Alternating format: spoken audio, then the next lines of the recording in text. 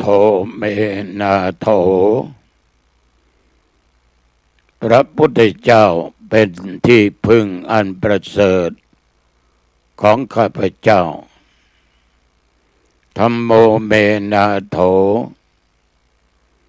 พระธรรมเป็นที่พึ่งอันประเสริฐของข้าพเจ้าสังโฆเมนาโถพระสงฆ์เป็นที่พึ่งอันประเสริฐของข้าพเจ้านะโมตัสสะภะคะวะโตขอนอบน้อมแด่พระผู้มีพระภาคเจ้าพระองค์นั้นอระหะโตซึ่งเป็นผู้ไกลจากกิเลสสัมมาสัมพุทธัสสะตรัสรู้ชอบได้โดยพระองค์เองเจริญสุขสาธุชนญาติโยมท่านผู้ฟังทั้งหลายทุกท่านทุกคนวันนี้วันอังคารทุกวันอังคารตั้งแต่เวลาเดี๋ยวนี้เป็นต้นไปอาตมาภาพตัวเจ้าวัดหนองตองหลังดงจังหวัดเชียงใหม่ก็ได้นำรายการธรรมะก่อนนอนมาพบกับญาติกับโยมท่านผู้ฟังทั้งหลายอีกเช่นเคยเป็นประจำญาติโยมท่านผู้ฟังอย่าเพิ่งเบื่อกันนะ อย่าเพิ่งเบื่อกันการเบื่อนะไม่ดีนะ ไม่ดีและอย่าใช้คำว่าไม่ชอบ ไม่ชอบก็ไม่ดีนะก็อุเบกขาเฉยๆนั่นดีไม่ชอบก็ไม่ว่าชอบก็ไม่ว่ามีอุเบกขาเฉยความวางเฉยนี่ได้ผลมากยกตัวอย่างเมื่อเราไปที่ไหนก็ตามงานโน่นงานนี่ที่มีคนมากหน้าหลายตาเขามีความขัดแย้งกันเป็นปากเป็นเถียงกันโต้เถียงกันไม่ลงรอยกันถ้าเราอยู่ในกลุ่มนั้นเราก็เฉย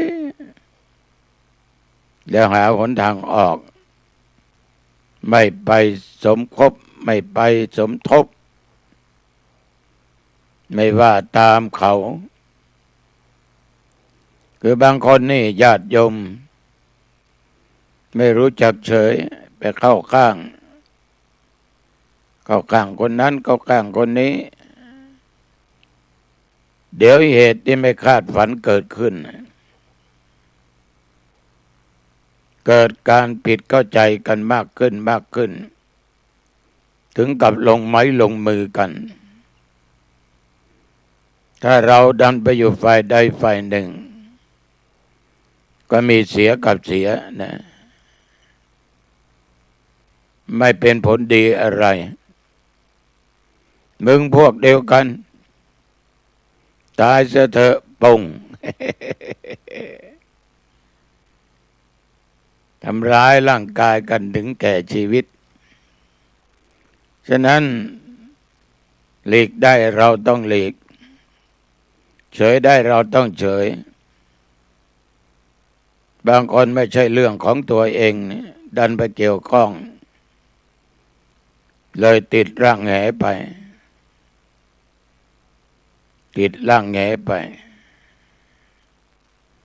มีเรื่องขำเล่าให้โยมฟังสมัยก่อนเป็นตุ้หนุ่มตุ้น้อยประเทศหมู่บ้านหนึ่งในอำเภอหนึ่งในจังหวัดเชียงใหม่นะไม่จำเป็นต้องบ่งชื่อนะ วันนั้นอาตมาภาพประเทศทำเนื้อมหาชาติเวสสันดรชาดกกันชูชกระหว่างที่นั่งเทศอยู่บนบ้านเนี่ยญาติโยมก็นั่งฟังเทศกันแล้วพวกที่เล่นไฮโลนี่มีหลังบ้านนะโยมที่ติดตามธรรมาภาพเรียกว่าไปเที่ยวด้วยนะไปกันหลายคนจะมาใช้เวลาเทศเวลานั้นเป็นชั่วโมงจบให้พรเรียบร้อยก็คิดว่าจะกลับวัดคนขับกับคนที่ไปด้วยกันนั้นก็พูดว่าท่านพระครูไอ้นั่นถูกจับไปอยู่ที่โรงพักนั่นเอาไปโดนจับเพราะอะไรไปยืนดูเขาเล่นไฮโลแล้วมันเล่นด้วยเหรอมันไม่ได้เล่นไปยืนดูเขาไปยืนดูเฉยมันเฉยไม่เข้าที่ไม่เข้าทางเฉยไม่ถูกที่ถูกทางพวกเล่นการพนันนั่นเห็นตำรวจมาวิ่งหมดแกก็ยืนเฉยนึกว่ากูไม่เล่นกูไม่เป็นไรในที่สุดเขาก็จับผมไม่ได้เล่นครับผมไม่ได้เล่นผมมายืนดูเขาก็มันไปหมดแล้วเหลือแค่เรายืนดูเขามันก็มีส่วนแล้วเลยถูกจับไปอยู่ห้องขังแต่มาคิดในใจว่าต้องกลับมาถึงวัดนะไม่ดึกแล้ววันนี้กลับดึกต้องวิ่งไปที่โรงพักไปพูดกับเจ้าหน้าที่ในร้อยเวรมันก็ออกเวรไปหมดร้อยเวรไม่อยู่คุณโยมก็บอกว่าหลวงพ่อค่อยมาพรุ่งนี้ก็ได้ต่อมาก็ไม่รู้ว่าจะทำอย่างไรก็บอกว่าโยมนอนในคุกนี่ไปก่อนนะห้องขังของโรงพักนี่ไปก่อนนี่แหละเฉยไม่รู้จักที่ไม่เล่นแต่ไปยืนดูเขาเช้าวันหนึ่งก็ไปที่โรงพักกับญาติก็ไปเสียค่าปรับค่าอะไรจิปาถะหมดไปหลายร้อยบาทเพียงแต่ไปยืนดูเฉยไม่ใช่ที่ความบางเฉยในญาติโยมเขาเล่นเขาทำอะไรก็ตามที่มันไม่ดีเราคิดแล้วว่ามันผิดทั้งศีลผิดทั้งธรรมผิดทั้งกฎหมายบ้านเมืองเราก็เฉยไม่ต้องไปเกี่ยวข้องมีหิริละอายต่อบาปต่อกรรมการกระทำเหล่านั้นนี่เรียกว่ารู้จักในการเฉยเขาเล่นเราไม่เล่นเขาด่ากันเราไม่ด่าเขาด่าเราไม่ตอบเขาทำอะไรผิดกฎหมายเราก็ไม่ทำท่านทั้งหลายความบางเฉยบางอย่างนี้ก็ไม่ดีนะเฉยมากจนเกินไปเหมือนญาติโยมบางคนเข้าพรรษานี้เย็นมาวันนั้นเป็นวันตกแต่งวันบรรดาวันโกนพรุ่งนี้วันพระเพื่อนมาบอกไปวัดไหมพรุ่งนี้ไปใส่บาตรไปฟังเทศน์ฟังธรรมไม่ไปเฉย ไม่ไปเฉยท่านทั้งหลาย ในที่สุดมาจนตายไม่ได้ไปวัดแต่พูดอย่างนี้โยมก็อาจจะโต้แย้งมาว่าก็ไปทำไมมันที่วัดนั่นนะยิ่งยุคปัจจุบันไม่น่าไปเลยนะญาติโยมสิ่งเหล่านี้ตาเห็นรูปหูได้ยินเสียงแล้วเฉยไม่ต้องเก็บมาไม่ต้องซีเรียสไม่ต้องเก็บมาเป็นมาร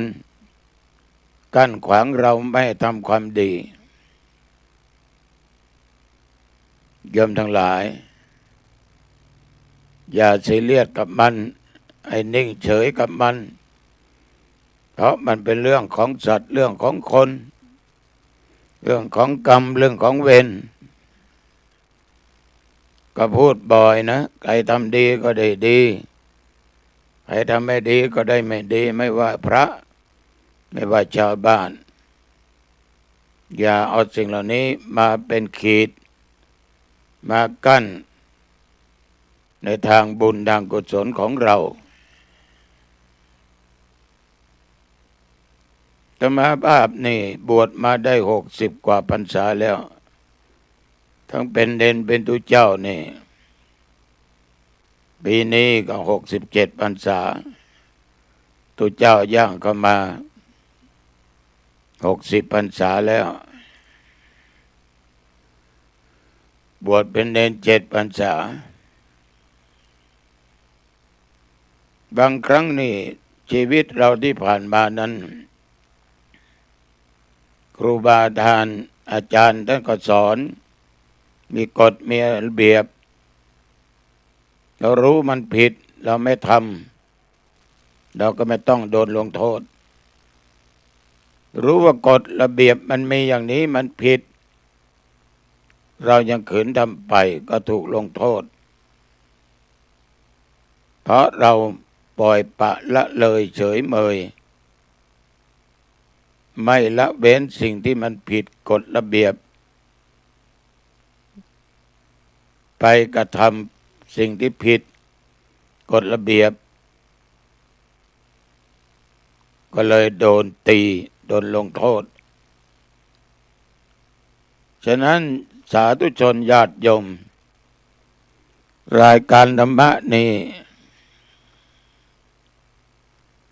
ก็ญาติโยมก็ฟังตามอัธยาศัยจะฟังจะนั่งจะยืนจะนอนจะเดินจะทานอะไรฟังไปหรือนอนแล้วก็เปิดยุบฟังได้มันจะหลับก็ปล่อยมันหลับที่ตอนฟังเทศน์ฟังธรรมนั่นนะมันเป็นผลดีนะถ้าสิ่งดีๆมันเกิดก็ในด้านจิตใจนิ่งยอมรับฟังมันก็เป็นสิ่งที่ดีฉะนั้นศรัทธาสาธุชนญาติโยมท่านผู้ฟังอาตมาต้องขออนุโมทนาขอบใจต่อญาติต่อโยมทุกท่านทุกคนที่ติดตามฟังรายการนี้มาด้วยดีตลอดขอขอบใจต่อเจ้าหน้าที่ทุกท่านทุกคนที่อำนวยความสะดวกเขตหลับขับตานอน เพราะต้องดูแลรายการต่างๆขอบใจมากๆขอบใจหลายๆขึ้น 104.50 ของเราเนี่ยมันไปขี่กันอีกครึ่งหนึ่งตั้งแต่ตลาดหางดงไปเนี่ย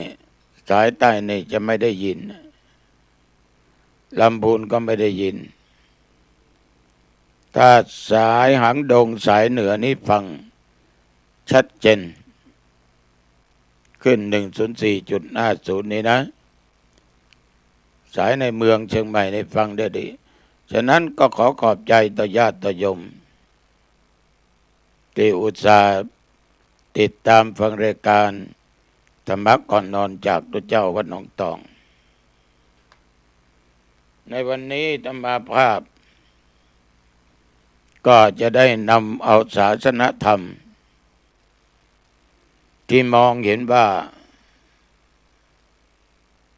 มันเป็นธรรมส่วนหนึ่งที่มีอุปการะต่อบุคคลที่ฟังและนำปฏิบัติเพราะเป็นธรรมะเป็นกำลังอุดหนุนส่งเสริมแก่บุคคลที่ปฏิบัติอยู่ในคุณธรรมแล้วถ้าฟังแล้วนำไปคิดปฏิบัติพิจารณาแล้วเห็นว่าธรรมะที่จะกล่าวเนี่ยมันเกิดเป็นประโยชน์ทั้งต่อตนเองและบุคคลอื่นอย่างใหญ่กว้างธรรมะที่จะพูดก็คืออริยทรัพย์7ประการอริยทรัพย์นี่ญาติโยมแปลว่าทรัพย์อันประเสริฐหรือว่าทรัพย์ของท่านผู้ประเสริฐของผู้เป็นอริยะทั้งหลายถ้าจะกล่าวแล้วเขาเป็นคุณธรรมที่อันล้ำเลิศอันประเสริฐเพราะอะไรญาติโยมเพราะเป็นเครื่องทำให้เกิดยินดีต่อผู้ประพฤติธรรมธรรมกามโมภวังโหติผู้ใดใคร่ธรรมก็จะประสบแต่ความเจริญฝ่ายเดียวมันเป็นคุณธรรมคุณงามความดีที่อยู่ในจิตในสันดานอริยทรัพย์นี่เป็นทรัพย์ภายในทรัพย์ภายในมันต้องดีกว่าทรัพย์ภายนอกแน่นอนที่สุดพอทรัพย์ภายในตกน้ำก็ไม่ไหวไม่ไหลตกไฟก็ไม่ไหม้ทรัพย์ภายนอกแก้วแหวนเงินทองปัจจัยสิ่งของที่บ้านหอเรือนรถยนต์ยวดยานพาหนะสิ่งของต่างๆนั้นมันมีโอกาสหมดไปได้ยิ่งถ้าใช้ไม่เป็นก็หมดได้เร็วแต่ว่าทรัพย์ภายนอกก็เป็นสิ่งหนึ่งที่เราควรจะเสาะแสวงหาเพราะชีวิตของเราดำรงอยู่ในโลกนี้เราต้องกินเราต้องใช้เวลาเจ็บไข้ได้ป่วยรักษาตัวไปหาหมอเป็นค่าน้ำค่าไฟค่าอาหารการกินค่าเสื้อค่าผ้าค่าพาหนะต่างๆค่าโน่นค่านี่จิปาถะมันก็จำเป็นยิ่งที่มนุษย์คนเราทั้งหลายไม่ว่าโยมและอาตมาภาพจำเป็นต้องมีทรัพย์ภายนอกนี่นะแต่ว่ามันไม่จีรังยั่งยืนถ้ามีแล้วไม่รู้จักใช้ก็เป็นโทษถ้ารู้จักใช้ก็เป็นคุณเป็นคุณเป็นบุญเป็นกุศลก็ได้อย่างบางคนมีทรัพย์บางคนยกตัวอย่างถูกลอตเตอรี่6 ล้าน10 กว่าล้านหมดเนื้อหมดตัวไปเพราะใช้จ่ายทรัพย์ไปในทางที่ไม่ถูกเล่นการพนันเล่นไพ่เล่นไฮโลกีปาถะที่เป็นการพนันญาติโยมมันหมดจริงๆบางคนนี้ไม่มีเงินต้องเอาสิ่งของต่างๆนาฬิกาแหวนสร้อยคอสร้อยแขนเอาไปจำนนจำนันหมด บางคนขอโทษรถมีจำนำบ้านมีจำนำที่ดินมีจำนำในที่สุดมันก็ตกเป็นเหยื่อในสิ่งที่เลวร้ายต่างๆหมดเนื้อหมดตัวได้อย่างบางคนมีเงินมีทองมีที่ไร่ที่นาหมดซื้อกินเหล้าหมด มีเรื่องที่เล่าให้ฟังมีครอบครัวหนึ่ง3 พ่อแม่ลูกมีนาอยู่ไว้ทำกิน3 ไร่กว่า3 ไร่ภาษีนะแต่ผัวเมียคนนี้ผัวเป็นคนที่ชอบดื่มเหล้าเป็นอาจินเมาเหล้าเข้าบ้านมาเมื่อไหร่ก็เดือดร้อนเดือดลูกเดือดเมียลงไม้ลงมือผู้เป็นเมียก็มักเล่นการพนันในที่สุดเมียตายเหลือพ่อกับลูกพ่อก็เมาเหล้าทุกวันเล่นการพนันบ้างอะไรบ้างจิปาถะการงานไม่ค่อยทำเดี๋ยวก็เข้าโรงยาออกโรงยาอยู่ตลอดในที่สุดเงินไม่มีดื่มจนที่เรียกว่าเอาที่บ้านที่ไร่ที่นาไปจำนองจำนำในที่สุดไม่มีอะไรส่งคืนให้เขาเป็นหนี้เป็นสินเขาก็ถูกยึดนา3 ไร่กว่าที่บ้านดียังไม่ถูกยึดทีนี้ญาติโยมทั้งหลายหมดไม่ได้ทำไร่ทำนาไปรับจ้างก็พอเพียงแต่ซื้อเหล้ามาดื่มอาหารเล็กน้อยลูกก็เป็นลูกผู้ชายอายุก็ยังน้อยก็เรียกว่าจนพอหมดเนื้อหมดตัวมีรถจักรยานก็ขายทีนี้มีมาวันหนึ่งเขาเหลือควายอยู่ตัวหนึ่งก็เอาควายไปกินหญ้าที่กลางทุ่งกลางนาวันนั้นลูกชายก็ให้พ่อนั่นแหละนำหน้าชักจูงควายไปเล็มหน้าไปเล็มหญ้าขอโทษตามท้องทุ่งพอดีลูกก็เหลือไปเห็นรูปูก็เลยวิ่งไปข้างหน้าขับจำควายนั้นเข้ารูปูว่าเข้าไปอีเอ้ยเข้าไปพ่อมันก็ถามลูกว่าทำอะไรก็จำควายนี่แหละเข้ารูปูพ่อคนง่าวคนโง่รูปูรูแท้แค่นี้ควายตัวเบิ่มมันจะไปเข้าได้ยังไงคนโง่คนไม่ฉลาดด่าลูกมันก็ถือโอกาสตอนนี้ที่พ่อละนา3 ไร่กว่ายังเข้าหมดเข้าปากพ่อหมดผู้เป็นพ่อเงียบไม่สามารถจะโต้ตอบได้เกิดสตินึกขึ้นมาว่าจริงดังลูกว่านา3 ไร่นี่หมดเพราะเหล้าก็ปฏิญาณตนงดไม่ดื่มมันก็ไม่ดื่มได้จริงๆไปรับจ้างทำมาค้าขายเล็กน้อย รับจ้างทำงานโน่นทำงานนี่ไปกับลูกก็ได้ลูกที่ดีเก็บหอมรอมริบ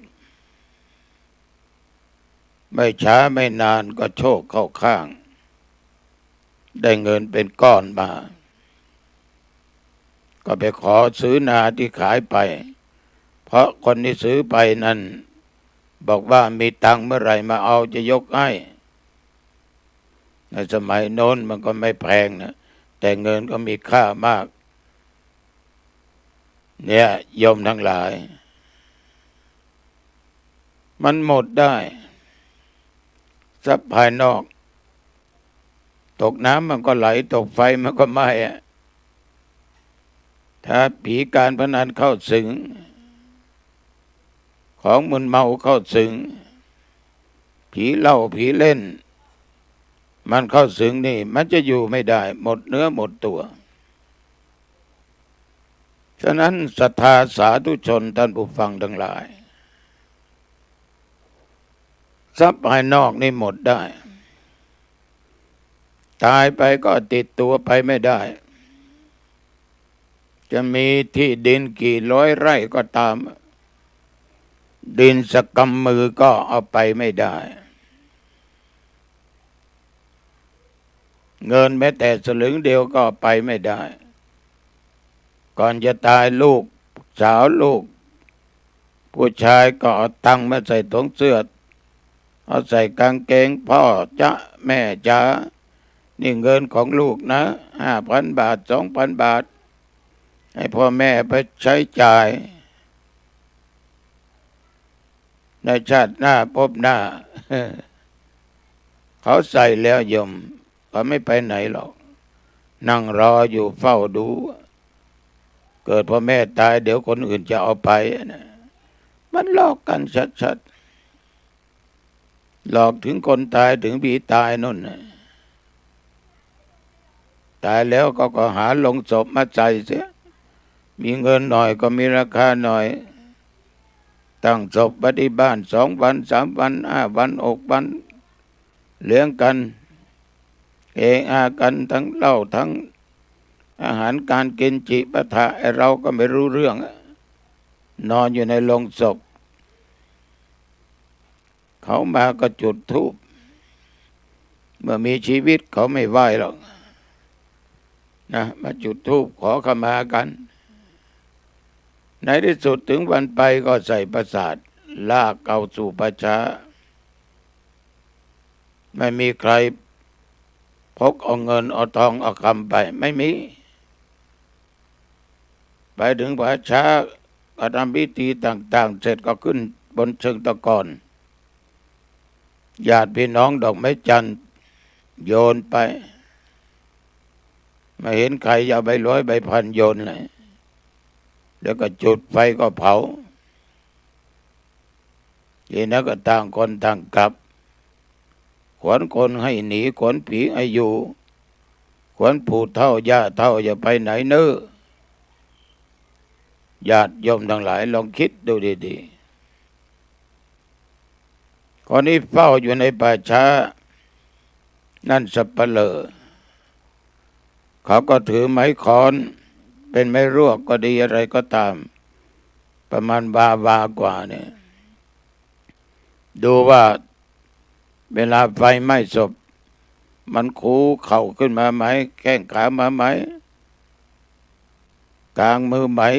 กลางมือคูขาขึ้นมาไม้ใส่เลยบ๊บขนาดตายแล้วเรายังไม่มีโอกาสจะลุกมาต่อสู้เขาได้ยังตามไปตีถึงป่าช้านะโยมนะลองคิดดูดีๆขวนผีให้อยู่ขวนคนให้อยู่ขวนผีนี่อะไรต่างๆนะเขาก็ว่าจิปาถะลืมไปท่านทั้งหลายเราไม่ได้อะไรไปทรัพย์สินเงินทองอะไรไปไม่ได้สิ่งที่ตามไปคือทรัพย์ภายในคือบุญหรือคุณงามความดีต่างๆที่เราสร้างไว้เพราะทรัพย์เหล่านี้คือคุณงามความดี ที่มีอยู่ในสันดานของเราอย่างประเสริฐมีชีวิตเราประกอบไปด้วยศรัทธาศรัทธาแปลว่าความเชื่อภาษาดะแปลว่าความเลื่อมใสศรัทธาแปลว่าความเชื่อในญาติโยมเป็นศรัทธาญาณสัมปยุตเชื่อด้วยญาณหรือปัญญาของตัวเองไม่เชื่ออย่างหลงงมงายโจรที่เรียกว่ายอหัวไม่ขึ้นใครพูดอะไรใช่ทั้งนั้นจิปะทะถือมงคลตื่นข่าวมีเรื่องมีราวจะเล่าให้ฟังนะคนเรานี่มันเชื่อได้ง่ายหลอกได้ง่ายที่วัดหนองตองสมัยก่อนนั้นอาตมาเป็นตุ้หนุ่มตุ้น้อยหน้าวัดนะเดี๋ยวนี้ก็สร้างโบสถ์ตรงนั้นมีต้นตาล3 ต้นแล้ววัดหนองตองมันใกล้กับถนนทิศตะวันตกก็มีตลาดทิศตะวันออกก็มีตลาดคนก็ไปจ่ายกาดไปตลาดกันตอนเช้าต้นตาลนั้นก็ปกติมีเช้าวันหนึ่งอาตมาไปกวาดวัดลานวัดที่หน้าวัดก็เห็นผิดสังเกตเห็นญาติโยมเดินมาก็หยุดปั่นจักรยานมาก็หยุดไปกราบไปไหว้ต้นตาลกันคงไปขอเลขเด็ดกันมั้งจะมาก็เข้าไปดูมันมีใครก็ไม่รู้เอาผ้าเหลืองนี่ไปผูกต้นตาลไว้มัดต้นตาลไว้ทั้ง3 ต้นแถมยังมีสวยดอกอีกนะมีธูปมีเทียนอีกคนเห็นมันก็กราบไหว้จะมาก็แกะออกทั้ง3 ต้นก็ไม่เห็นใครมาไหว้สักคนนอกจากคนที่เคยไหว้จะสงสัยว่าผ้านี่มีไหนแต่จริงตัวเจ้าองค์นี้แกะออกไปหมดแล้วมันหลอกง่ายคนเราขอโทษโยมนะจอมปลวกลองใครเอาธูปไปปักเอาเทียนไปจุดมีสวยดอกไปนั่งกราบคนผ่านไปผ่านมามันก็จะกราบนั่นแหละเพราะมันเป็นศรัทธาที่เรียกว่างมงายไม่ใช้สติปัญญาพิจารณามันหลงกันจนที่ว่ายอหัวไม่ขึ้นเนี่ยมันจะตกเป็นเหยื่อของคนฉลาดคนขี้โกงมีเยอะแยะในยุคปัจจุบันนี้แต่ตุไม่ได้ว่าให้โยมที่นั่งฟังนะ ไม่ได้ว่านะฉะนั้นญาติโยมศรัทธาที่แปลว่าความเชื่อเชื่ออะไรด้วยเหตุด้วยผลพุทธเจ้าสอนเราเชื่อกรรมเชื่อผลของกรรมเชื่อกรรมเชื่อผลของกรรมให้เชื่อว่าเราเกิดมาเราทำดีก็ได้ดีเราทำชั่วก็ได้ชั่วกรรมดีกรรมชั่วมันเป็นของแต่ละบุคคลแล้วต้องมีความเชื่อพระตันปัญญาตรัสรู้ของพระพุทธเจ้าที่เรียกว่าตถาโพธิกะศรัทธาคือเป็นศรัทธามีความเชื่อพระปัญญาความตรัสรู้ของพระพุทธเจ้าญาติโยมเราต้องเชื่อกรรมทุกวันนี้ญาติโยมทั้งหลายเรามีกรรมเป็นของตัวของตนมีกรรมเป็นเผ่าพันธุ์กรรมคอยสนับสนุนอุปถัมภ์อยู่ตลอดเวลากรรมมีการผันแปรเปลี่ยนแปลงลองดูสิคนเราเกิดมาทำไม มันมีเหมือนกันแต่มันไม่เหมือนกันนะมีเหมือนกันมันไม่เหมือนกันอันนี้เพราะกรรมมันปรุงแต่งกรรมอุปถากปถามให้เป็นอย่างนั้นให้เป็นอย่างนี้จิปะทะบางคนเกิดมาแข้งขาขาดตาบอดหูหนวกบางคนก็มาเสียแข้งเสียขาเมื่อใหญ่มาแล้วถูกตัดแข้งตัดขาผ่าหัวผ่าท้องมันตัวเจ้าก็โดนผ่ามาแล้วมันเป็นกรรมดังนั้นญาติโยมมันเป็นกรรมที่เราได้สร้างขึ้นเหมือนเรื่องราวที่เกิดขึ้นที่ญาติโยมฟังข่าวดูข่าวกันเป็นกรรมเป็นกรรมเป็นเวรของแต่ละบุคคล